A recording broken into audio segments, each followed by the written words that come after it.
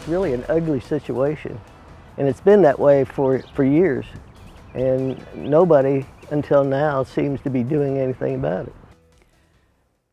Frustrations growing for more than a decade at one Tulsa cemetery. It's a story that we've been following since 2007, when we first reported grave sites were compromised and human remains exposed at Rose Hill Cemetery.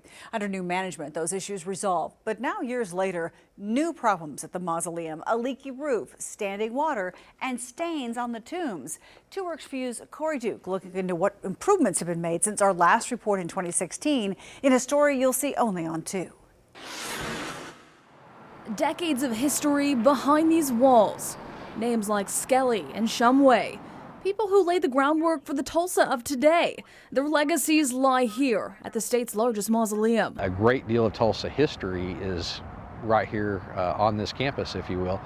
But that history overshadowed by hard times under the watch of several previous owners.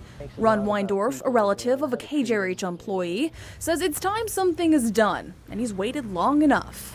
It's a mess. You're walking through water and you don't know whether it's rainwater or somebody's relative that's floating around in there.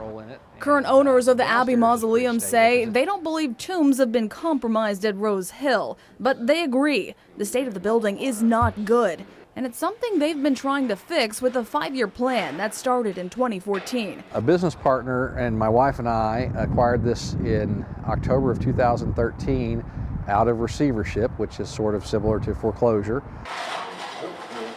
Since the purchase, the Azels have dealt with angry loved ones, upset with the unsightly conditions. There's water everywhere. There's stains all over the marble on the face where it has the inscriptions of people's names.